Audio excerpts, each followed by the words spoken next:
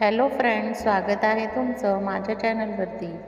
Friends, तुम्हाला जर video आवडला तर व्हिडिओला लाईक करा, चॅनलला सबस्क्राईब करा आणि बेल आयकॉन दाबायला विसरू नका. गोंधळलेलं चांदणं. आर्या चौधरी 10 वर्षांची हुशार आणि उत्साही मुलगी होती. सविता आर्याची आई, गृहिणी आणि प्रेमळ स्वभावाची. तर प्रभाकर आर्याचे वडील एका कारखान्यात काम करत होते. पाटील काका हे घरमालक होते. अतिशय विचित्र माणूस, मनात एक आणि वागण्यात एक. कपटी मनाचा होता. निकिता आर्याची शाळेची शिक्षिका होती. कोल्हापूरच्या एका छोट्या वसाहतीत आर्या आपल्या आईवडिलांसोबत राहत होती. तिला शिकायला खूप आवडायचं. चित्र काढणं, कविता म्हणणं आणि शाळेत पहिला नंबर मिळवणं हे तिचं ध्येयच होतं. आई वडील दोघंही तिच्यावर जीवापाड प्रेम करायचे, पण रोजच्या धकाधकीच्या आयुष्यात त्यांचं तिच्यावर लक्ष ठेवणं थोडं कमी झालं होतं. पाटील काका हे घरमालक सविता आणि प्रभाकरचे खूप जुने ओळखीचे होते. त्यांचं घर भाड्याने घेऊन ते वरच्या मजल्यावर राहत होते. पाटील काका अनेकदा आर्याला चॉकलेट आणि गोष्टींचं पुस्तक देऊन फूस लावत असे. आई वडीलही त्यांना जुन्या माणसांचं प्रेम म्हणून दुर्लक्षित करत होते. एकदा सविता बाजारात गेली होती आणि प्रभाकर कामावर गेला होता. पाटील काकांनी आर्याला घरात बोलवलं आणि त्या दिवशी काहीतरी फार वाईट घडलं. आर्या गप्प झाली, शांत झाली. शाळेतून परत आल्यावर चित्र काढणारी ती मुलगी आता कोपऱ्यात बसून राहायला लागली होती.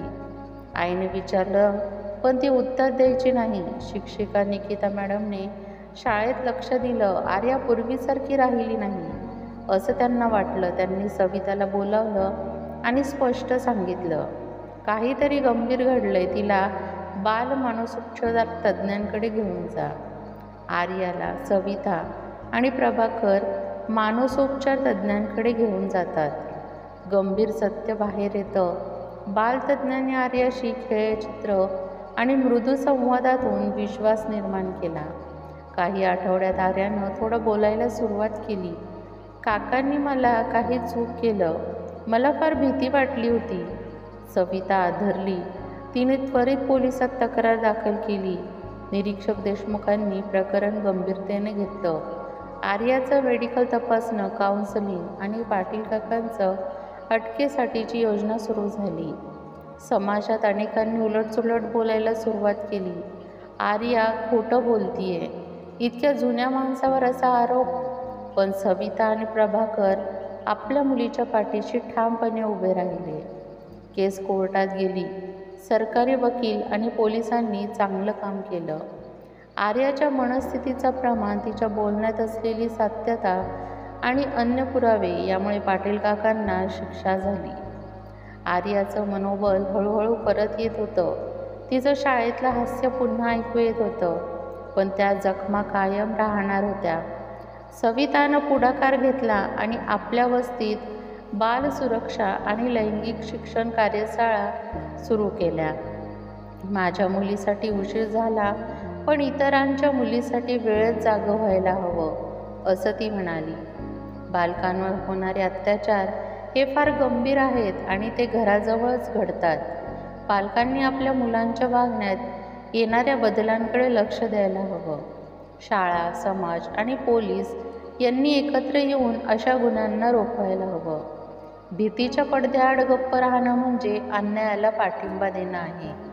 पाटील काकांना अटक झाली आणि बातमी वसाहतीत पसरली. एकीकडे काही लोक सविताच्या निर्णयाचं समर्थन करत होते, तर काहींनी आर्यालाच दोष देणं सुरू केलं. इतकी छोटी मुलगी हे समजू शकते का? कदाचित तिने काही चुकीचं समजून घेतलं असेल. सविताच्या कानावर या सगळ्या चर्चा येत होत्या, पण आता ती शांत राहणारी नव्हती. ती रोज आर्याला शाळेत घेऊन जायची. प्रत्येकाच्या नजरेला सरळ पाहून उलटच विचारायची, तुमचं मूल असतं तर तुम्ही गप्प बसला असता का? शेजारीन गप्प व्हायच्या. प्रभाकरही शांत झाला होता. त्याच्या मनात अपराधाची जाणीव खोलवर रुजली होती. मी तिला एकटं सोडलं, घराच्या कामात कमाईच्या ओझ्याखाली दाबून टाकलं. बाबांचं काम असतं ना रक्षण करणं. एका रात्री त्याने आर्याचं लहानसा हात धरून विचारलं, बाबा चुकला ग, मला माफ करशील का? आर्या त्याच्या गळ्यात पडली. दोघांच्याही डोळ्यात पाणी होतं, पण पहिल्यांदा त्या अश्रूंमध्ये एक हलकीशी माफी होती, मोकळेपणा होता. केस कोर्टात गेल्यावर वकिलांनी पाटील काकांच्या बाजूने खोटं बोलायला सुरुवात केली. ही मुलगी भास घेते, तिच्या आईने घर हडपण्यासाठी हे सगळं केलं आहे. पण निरीक्षक देशमुख आणि सरकारी वकिलाने पूर्ण तयारी केली होती. आर्याची मानसोपचार तज्ज्ञांनी समोर दिलेली साक्ष, मेडिकल रिपोर्ट आणि आर्याने स्वतः एका बंद खोलीत न्यायाधीशांच्या समोर दिलेली जबाबदारी नीट दिलेली साक्ष, हे सगळं निर्णायक ठरलं. आर्या कोर्टात बोलताना म्हणाली, काका म्हणायचे, कुणाला सांगितलंस तर देव तुला शिक्षा देईल, पण देव नाही, न्याय पाहतो. न्यायाधीश स्तब्ध झाले. पाटील काकांना 10 वर्षांची सक्त मजुरी शिक्षा झाली. त्यानंतर कोर्टाच्या बाहेर काही पत्रकारांनी सविताला विचारलं, तुम्ही समाजाच्या विरोधात उभं राहिल्यात, घाबरला नाही का? सविता हसली आणि म्हणाली, घाबरले होते, पण माझ्या मुलीच्या डोळ्यातलं भीतीचं पाणी तेच माझं बळ बनलं. आता आर्या पुन्हा हसते, पण तिचं हसू आता खोल आहे, अनुभवांनी परिपक्व झालेलं. शाळेत तिची कविता स्पर्धेत निवड झाली. ती स्टेजवर उभी होती. पहिल्यांदा ती म्हणाली, चांदणं आता गोंधळलेलं नाही, ते माझ्या शब्दात फुलतंय, कधी रडून कधी लढून ते माझ्या डोळ्यात झळकतंय. सविताने एक बाल सुरक्षा जनजागृती गट तयार केला. शाळांमध्ये गुड टच बॅड टचचे सत्र, आईवडिलांसाठी मार्गदर्शन, बालकांसाठी फ्री हेल्पलाईन नंबर देण्यात आला. कोल्हापूरच्या आसपासच्या गावांमध्ये ती गेली. एकदा एका गावात सांगत होती, मुलांना गप्प राहा, असं शिकवू नका, त्यांना बोला, म्हणायला शिका, त्यांच्या शब्दांवर विश्वास ठेवा, त्यातच आपल्या समाजाचं खरं भविष्य आहे. बालकांचे हक्क, सुरक्षितता आणि संवाद यांचं शिक्षण देणं अत्यावश्यक आहे. मुलांना ऐकणं, त्यांचा विश्वास देणं आणि त्यांच्या वागण्यातले बदल ओळखणं हे प्रत्येक पालकाचं कर्तव्य आहे. न्यायाचा मार्ग कठीण असला तरी तो शक्य आहे, जर आपली हिंमत खंबीर असेल तर. 1 वर्षानंतर आर्या आता 17 वर्षांची झाली होती. ती 12वीच्या परीक्षेत पहिली आली होती आणि तिचं स्वप्न होतं मानसोपचार तज्ज्ञ बनून अशाच पीडित मुलांसाठी काहीतरी करायचं. शाळेत तिला आर्याताई म्हणून ओळखलं जायचं. जी मुलं आधी संकोचायची ती आता तिच्याजवळ जाऊन बोलायची. तिचं हसणं पुन्हा परत आलं होतं, पण डोळ्यात शहाणपणाचं चांदणं होतं. एक दिवस तिला एक छोटी मुलगी 9 वर्षाची रडत रडत म्हणाली, ताई, माझ्या मावशीच्या घरात एक काका खूप वाईट बघतात. आईला सांगितलं तर तिने मला चूप केलं. आर्या थरथरली. 8 वर्षापूर्वीचा आर्याचा चेहरा तिला त्या मुलीत दिसला. आर्या फाउंडेशनची सुरुवात होते. तिनं ठरवलं, आता फक्त स्वतःबद्दल नाही तर इतरांसाठी लढायचं. सविता आणि प्रभाकरने सगळी बचत देऊन तिला एक लहानसं ऑफिस काढून दिलं. तिच्या चळवळीचं नाव ठरलं, गप्पा नको राहू. आर्या फाउंडेशन अंतर्गत ती शाळांमध्ये, गावांमध्ये जाऊ लागली. ती मुलांना बिनधास्त बोलायला शिकवत होती. तिने गुड टच बॅड टचसाठी चित्रांच्या माध्यमातून सादरीकरण तयार केलं. तिच्या टीममध्ये पोलीस, डॉक्टर आणि वकील देखील असायचे. आर्याच्या चळवळीचा प्रभाव वाढू लागला, पण त्याचबरोबर विरोधही. एका गावात ती एका बलात्कार पीडित 12 वर्षांच्या मुलीसाठी आवाज उठवत होती. त्याच्या आरोपीचा गावातच मोठा राजकीय आधार होता. लोक धमक्या देत होते, परत जात नाहीस तर. परंतु आर्या थांबली नाही. ती म्हणाली, जेव्हा माझ्या बाबतीतही असं झालं तेव्हा मला कोणाचाही आवाज ऐकू आला नाही. आता जर मीही गप्प राहिले तर कोणाचाच आवाज उरणार नाही. मीडिया, सोशल मीडियावर तिची चळवळ वाऱ्यासारखी पसरली. राज्य सरकारने तिच्या फाउंडेशनच्या कामाची दखल घेतली. आर्या फाउंडेशनला अनुदान मिळालं. बाललैंगिक अत्याचाराविरुद्ध प्रशिक्षण शिबिर राज्यभर सुरू करण्यात आले. महिला आयोगात आर्या सल्लागार म्हणून नेमली गेली. तिच्या आईवडिलांना तिचा अभिमान होता. तेच लोक जेव्हा तिला दोष देत होते, आज त्याच गावात तिच्या नावानं एक चौक तयार केला आहे, आर्या चव्हाण चौक, बाल सुरक्षेसाठी समर्पित. एका मंचावर आर्या म्हणाली, माझं बालपण चोरलं गेलं, पण मी ते पुन्हा नव्याने घडवलं.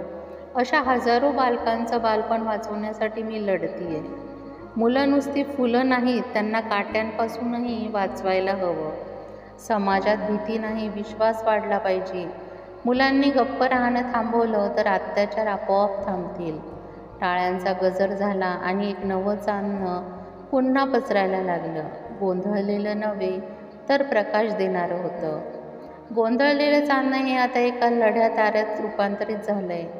प्रत्येक अशा मुलीमध्ये आर्या असते, फक्त तिचा आवाज ऐकणं गरजेचं असतं. लैंगिक अत्याचारावर समाजाची नजर बदलली पाहिजे, फक्त आरोपींना शिक्षा करून नव्हे तर पुढच्या आर्यांना वाचवून. आर्याच्या फाउंडेशनला आता 5 वर्ष झाली होती. शेकडो मुलींनी तिच्याजवळ धीर धरला होता, आवाज उठवला होता. राज्यात आर्याचं नाव एक सामाजिक चळवळ म्हणून ओळखलं जात होतं, पण तिला स्टारडम नव्हतं. तिला माणूस घडवणं हवं होतं. शेवटचा दिवस, एक मुलगी, एक प्रश्न. त्या दिवशी आर्या एका गावात कार्यशाळा घेत होती. एका 8 वर्षाच्या मुलीने अगदी निरागसपणे विचारलं, ताई तू एवढं का करतेस? तुला तर आता मोठं नाव मिळालंय ना. आर्या थोडं हसली. ती खाली बसली त्या मुलीसमोर. तिचा हात धरून म्हणाली, कारण माझं नाव मला मिळालं, पण माझं बालपण नाही मिळालं. जर तू हसत हसत मोठी व्हायची आहेस तर मला माझं दुःख लपवायचं नाही. मला ते रूपांतरित करायचं आहे तुझ्या आनंदामध्ये. त्या मुलीने आर्याच्या गळ्यात हात घातला. आज आर्याच्या डोळ्यात पाणी होतं, पण त्यात दुःख नव्हतं, त्यात पूर्णत्व होतं. आर्याचं आत्मचरित्र. काही महिन्यांनी आर्याने एक पुस्तक लिहिलं, मी गप्प राहिले नाही. त्यात तिनं तिच्या आयुष्याची कहाणी मांडली. ते केवळ आत्मचरित्र नव्हतं, तर एक आंदोलन, एक मार्गदर्शक आणि हजारो आर्यांसाठी एक दिवा ठरला. आर्या आता शहरातल्या एका मोठ्या संस्थेत मानसोपचार तज्ज्ञ म्हणून काम करत होती. तिच्या फाउंडेशनची शाखा 11 जिल्ह्यांमध्ये सुरू झाली होती. तिचे आई वडील आता निवृत्त जीवन जगत होते, अभिमान आणि समाधानात. सविताने एका कार्यक्रमात म्हणलं, आर्या आता फक्त माझी मुलगी नाही, ती हजारो लेकरांची आईसारखी झाली आहे. तिच्या वेदनातून अनेकांचं भविष्य घडलं. कथेचा शेवट आहे आणि आर्याची नवीन सुरुवात होते.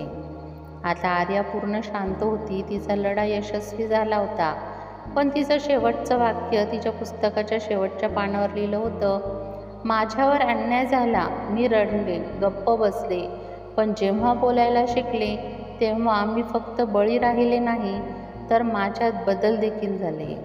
ही कथा फक्त आर्याची नाही, ती प्रत्येक पीडित मुलीची आहे. प्रत्येक आईवडिलांनी ही कथा समजून घ्यावी, कारण एक लहान आवाज गप्प झाला की समाजाचा भविष्यकाळही गप्प होतो. फ्रेंड्स, तुम्हाला ही कथा कशी वाटली हे कमेंट बॉक्समध्ये सांगायला विसरू नका. जर कथा आवडली असेल तर व्हिडिओला लाईक करा, चॅनलला सबस्क्राईब करा आणि बेल आयकॉन दाबायला विसरू नका, जेणेकरून सर्वात आधी व्हिडिओ तुमच्यापर्यंत पोहोचेल. व्हिडिओ बघितल्याबद्दल धन्यवाद.